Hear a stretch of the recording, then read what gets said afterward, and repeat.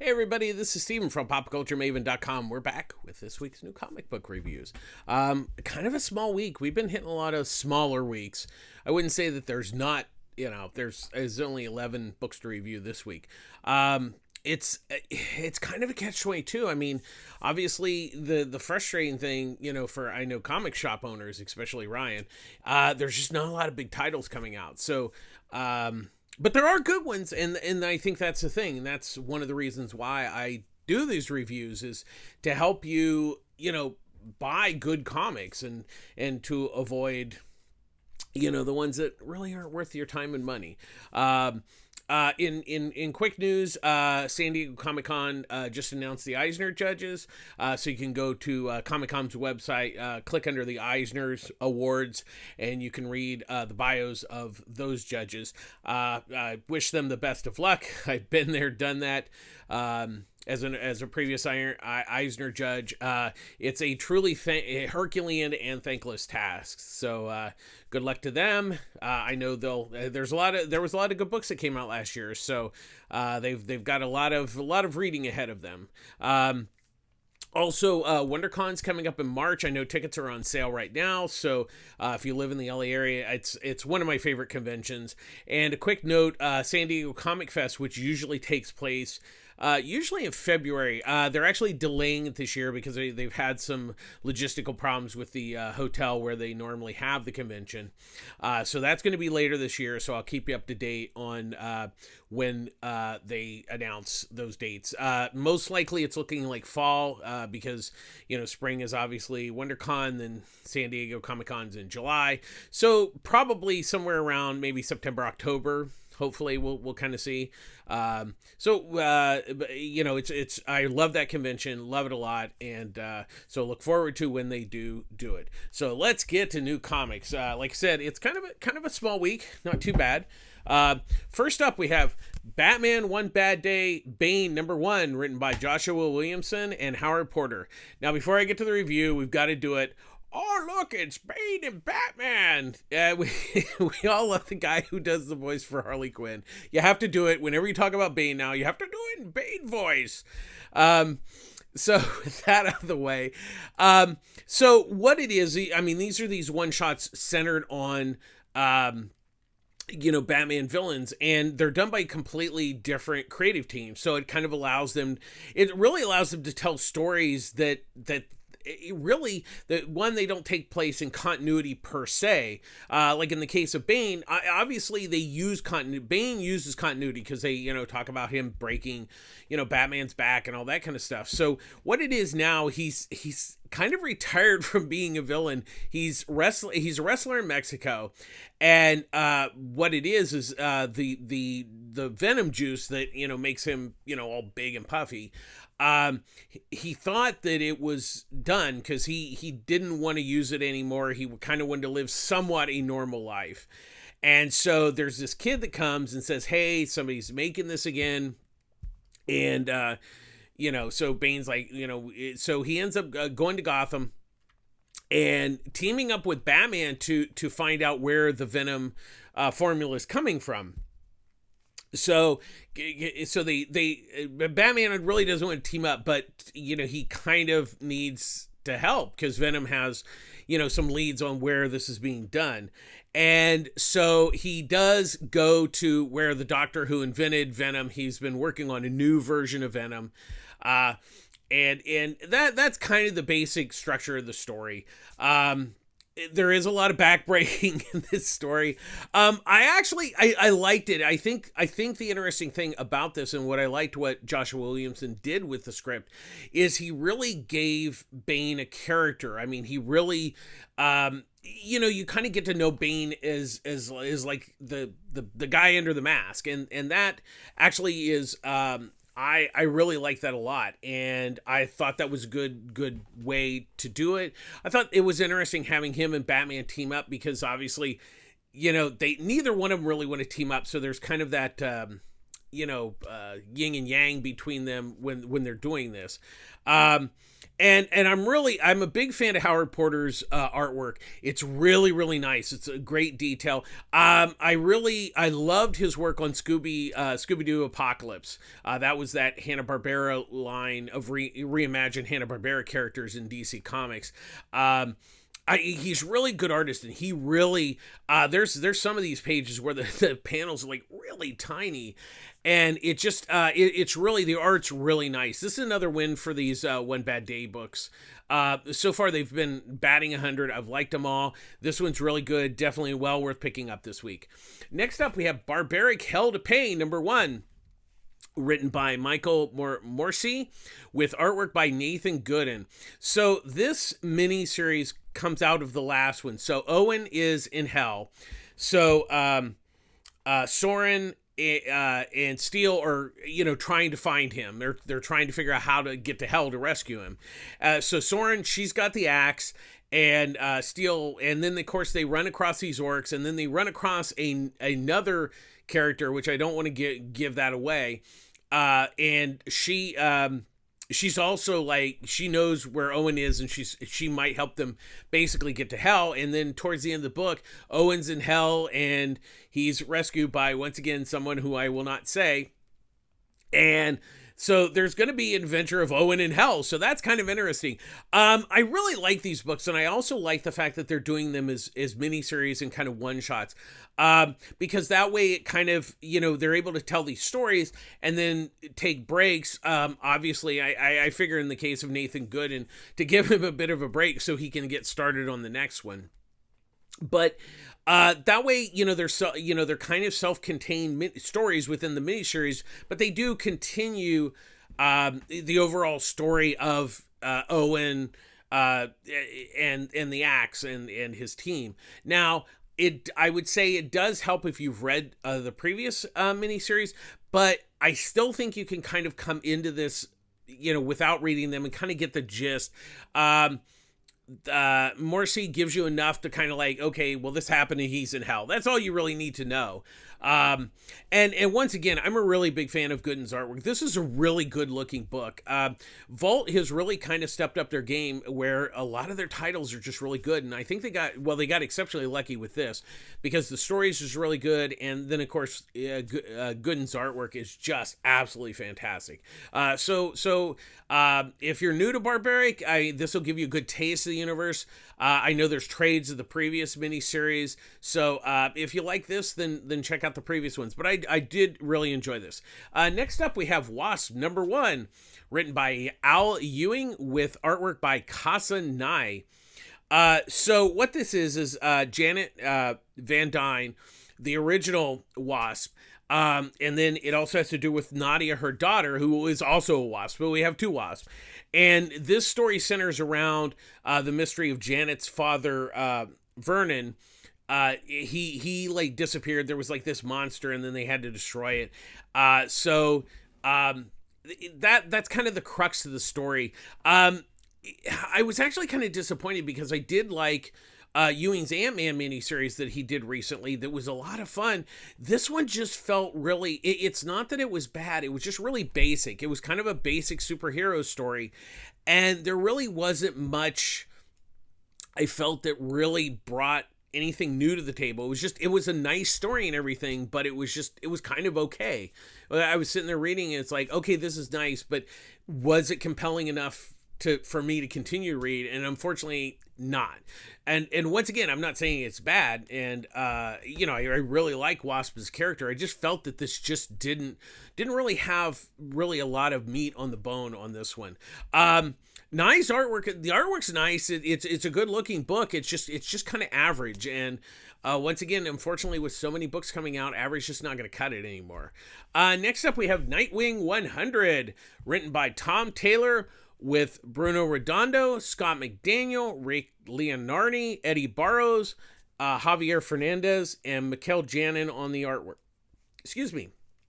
So this has been leading up from the blockbuster Heartless, taking over of Bloodhaven, and So this is really the culmination of that. So what it is Blockbuster's been killed by the Heartless. So he was kind of running the city. He was the head mob guy.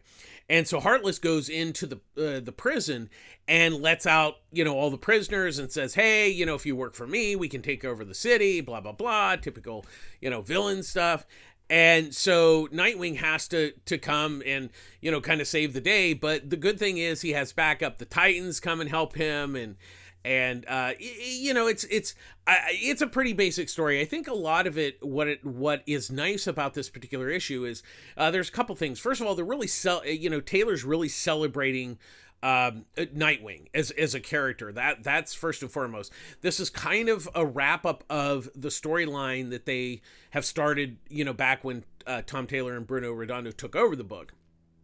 So it's one of those things. I mean, I think you can read this issue by itself. I just think you're not going to know a lot of the history behind the story leading up to this.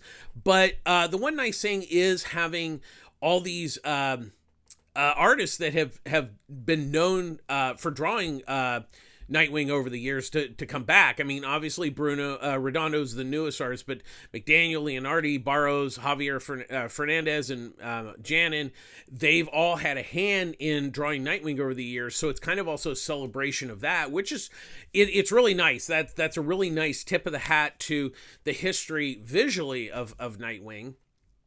And it also sets up kind of where the stories are going to go out of this, because so now that the Heartless and Blockbuster stories for the most part over, I still think a Heartless will come back maybe at some point, but really this is kind of a ending of this chapter and setting up for a new chapter, not only for Nightwing but Barbara Gordon and the Titans, and so there's a lot of groundwork that Taylor's laying out for the next story arc.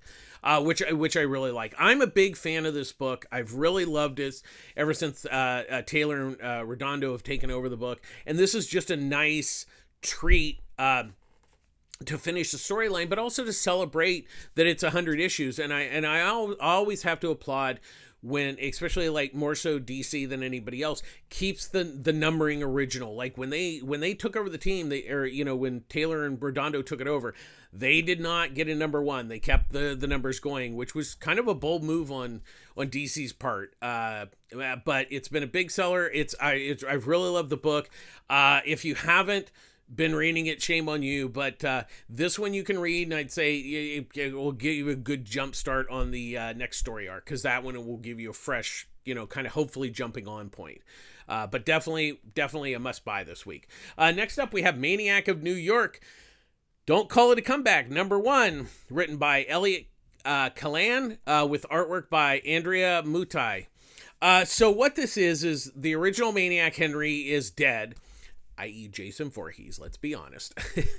And so what it is so he's dead, but in the morgue, there's a victim. We don't know really who it is, but it's a female Jason this round, and she takes up the mantle of the Maniac and goes into Central Park and goes on a killing spree, while the mayor's taking credit for the death of the Maniac, which is obviously a little not quite true at this point.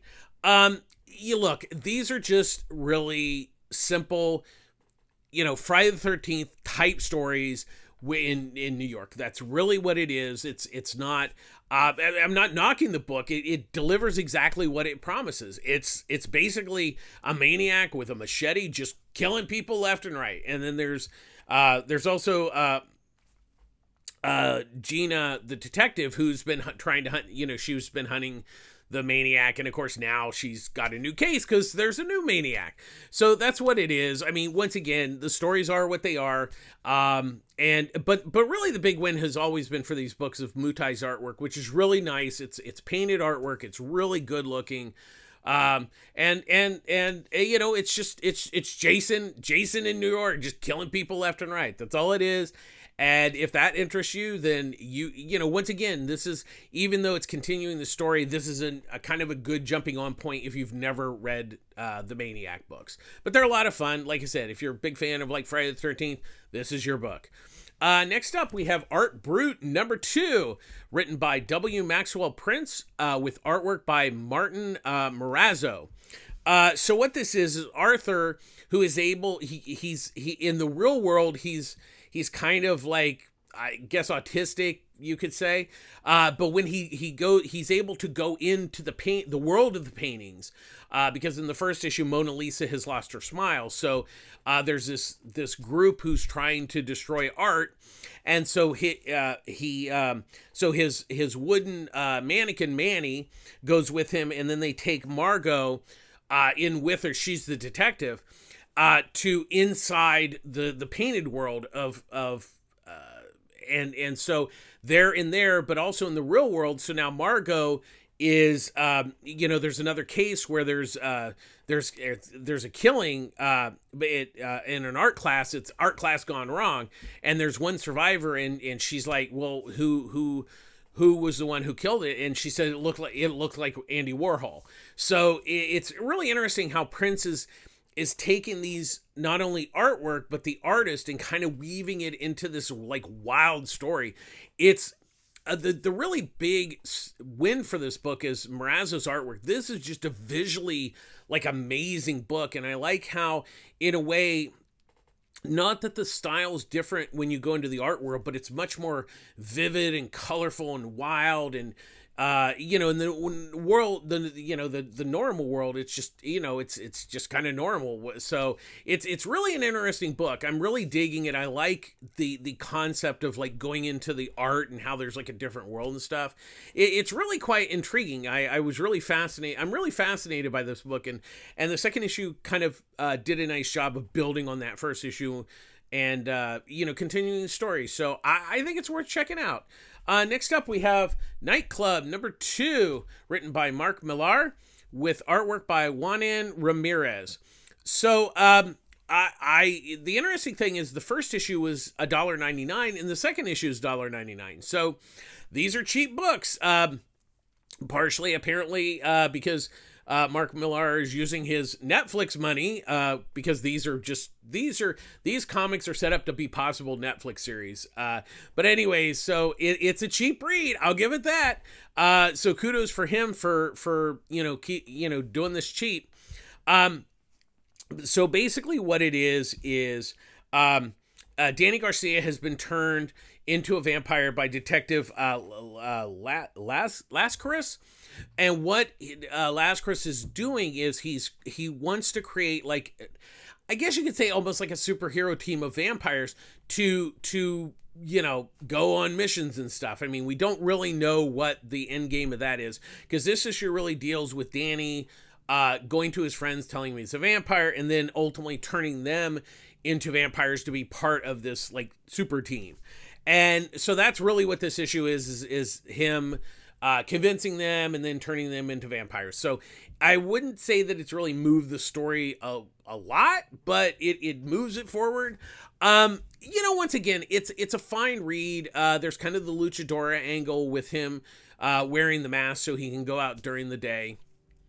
And, it's kind of okay. I wouldn't say that I'm blown away by this book. I mean, I will say the one thing I did like, Ramirez's artwork's actually quite nice. And it's a good looking book. I think it's just one of those, it's an okay read, and I enjoyed it for what it was. But it's one of those, it's like, okay, that's nice. But, once again, for $2, it's not too bad. I wouldn't say that makes it better because it's $2. I'm just saying it's a cheap read. So once again, it's Mark Millar doing Mark Millar. That's really, this is basically a pilot for a possible television series or movie. So that's what these all tend to be at this point. Next up, we have Gargoyles #2. Excuse me, written by Greg Weisman, with artwork by George Combatis. So I actually really liked the first issue. So one of the things that Weisman is trying to do here is he's telling a new story for the fans of the show, but it's also an opportunity for people who have never seen the show to kind of jump in, which the first issue did really well. Unfortunately, the second issue was really like a hodgepodge. It was kind of like all over the place with the story, and it introduced a lot of new characters, and it did continue the story, but for me, it really felt a bit disjointed compared to the first issue, where it was like he was trying to introduce a bunch of stuff in the second issue, and it kind of just kept jumping all over the place. And I think that was a bit of a mistake in the sense of, having it disjointed. And once again, he's a TV writer, so what, if this was part of, say, a half-hour show, it wouldn't have been so bad. But, once again, I have to wait 30 days for the next issue, and I'm confused with this issue. So that's a bit of a problem. Hopefully we'll kind of see how the third issue goes and see if it kind of straightens out from there. But like I said, I just felt kind of confused, which wasn't as well received as I like the first issue. Combatus's art's nice. He does a good job of, capturing the animated style. I just wasn't as impressed by the second issue as I was the first. So I still think it's kind of worth checking out, especially if you're a fan of the show. I think for people that aren't super familiar with the show, I think the second issue is going to be a little rough for you. Next up, we have Kroma, number 3, written and drawn by Lorenzo D. Felsi. So Kroma has, she was captured by this kind of crazy bird guy, and so she ends up getting away from him. And so they're still hunting the one guy who survived all the monsters. He's still hunting Kroma, and so that's kind of where we're still going with the story. Now we're also kind of going back to the colorless city because they're having Zet's funeral. But the thing is, Chroma's actually seeing is Zet's ghost, like in real time. So like his soul, or I guess whatever you call it, is helping her try to figure out, where she comes from and stuff like that. So she is told by the crazy bird guy that she needs to go to the King of Colors.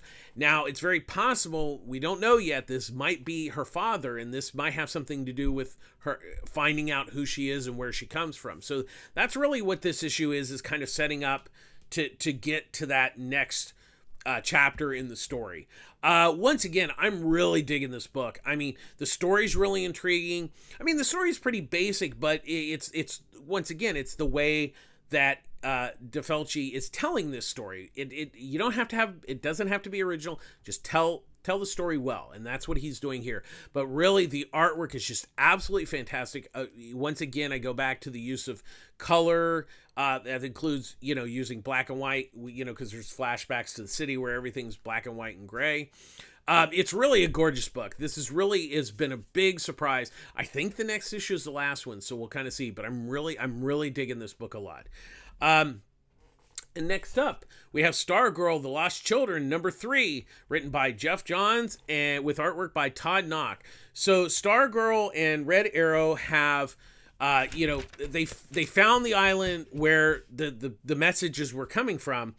And so Red Arrow was captured, but Stargirl's out in she got away from like the weird egg things. And so what it is she's come across the sidekicks of the Seven Soldiers of Victory. And so really what this issue does is, so we introduce the villain of this story, Childminder, and why she's collecting these kids, we don't know. But really this issue is really to introduce like all the sidekicks. So what it is, Stargirl goes to their kind of like hideout on the island, and she's introduced all the characters, and then they explain, this character goes with this main character, this is a sidekick of this character, and blah, blah, blah. So that's really what this issue is. So this one's kind of a bit of an encyclopedia issue, which is not necessarily bad, because they're taking the time to introduce all these characters that are theoretically going to be in the story. We also find out, that there's something going on with one of the other prisoners that's next to Red Arrow. I'm not going to give it away. But like I said, we're kind of in, this is third issue, so we're kind of in the middle. Johns does kind of explain more, a little bit more mystery about the island, but not fully. And, it's still building. So that's, that's where we're still, but I like it. As always, I'm a big fan of Todd Knock's artwork. It's a really good looking book, and he does a really nice job of there's some really nice crowd scenes with all the kids and everything. They're just really gorgeous stuff. I'm digging it. I'm a fan of Stargirl, and I'm also a fan of like the Justice Society, which a lot of this bounces out of. So once again, I think it's a fun book. I'm enjoying it, and I still think it's worth checking out. And finally, this week we have the new champion Shazam #4, written by Josie Campbell, with artwork by Evan Doc Shaner. I love this book. I love Shazam. And I also love. I really have to give props again to Campbell, because she's really leaning on classic Captain Marvel history with this book, with Hoppity and all that stuff. I also like the way she's handling Mary Marvel, and that is a big thing. I think Mary Marvel's a really good character. That I don't think she's been handled badly, but it's really kind of been about Billy all the time. So I actually like that. Mary is the current Shazam. So what this is she's been looking for. Darla was kidnapped. Hoppity, everybody, and then these homeless people were kidnapped, and we finally find out that it's Dr. Georgia Sylvania, the daughter of Dr. Sylvania from, once again, the classic Captain Marvel books. And so really this issue kind of ties up all the storylines with this story. As always, I'm a huge fan of Evan Doc Shaner. I mean, I don't think anybody could have been better picked for this book. He draws like the best Shazam like ever. He's just really good at it, because it's modern, but it has that classic, kind of CC Beck feel that is sadly been missing over the years. And Campbell and Shaner have just really nailed it, both story and art wise. This has just really been a fantastic miniseries. There's a bit of a forewarning, a little bit. The last page, there's the whole Lazarus planet thing going on. Apparently, Mary Marvel's going to go into that, and I wouldn't say that this story is going to go into it, because the story does finish this issue, but it's kind of like, okay, well, Mary Marvel's going to be in this book, so you should go buy it. That's what that last page is. So if you want to buy it, then you can buy it. Otherwise, But that being said, I really enjoyed this.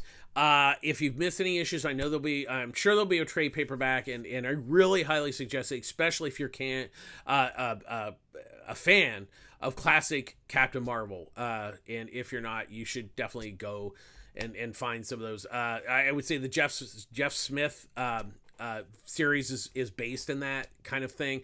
Evan Doc Shaner also did a 2-issue Convergence Shazam or Captain Marvel family story that was really fantastic. So once again, props to Campbell and Doc Shaner. This was one of my favorite books in a long time. I really loved it, and it's definitely a must buy this week.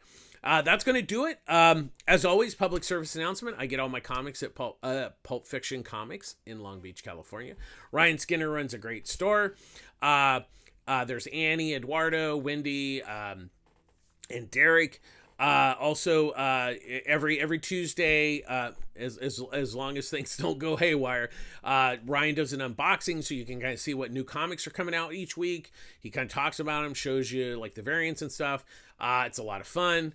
They have very active social media. They have a great Facebook group that you can join. A lot of people we all post stuff, news and fun things. It's a really great comic store. They offer great pull service. That's why, I have all these books to show you. That way I don't miss any issues. And they offer discounts on trades and graphic novels, 30% every day, which is a really good deal. They offer 20% off their manga selection, which is pretty decent manga selection. Not huge, but good, solid. Annie runs that. And it's just a really good store. And if you live in the greater LA area, there's Pulp Fiction Culver City. Same name, was originally Mike owned the stores, but then he sold them to he sold Ryan the Long Beach store, and then Chris and she bought the Culver City store. Once again, if you're in that area, they offer the same discounts, pull service. Once again, always support your local comic shop. But like I said, if you're in the Long Beach area, I definitely you should definitely go to Pulp Fiction Comics in Long Beach.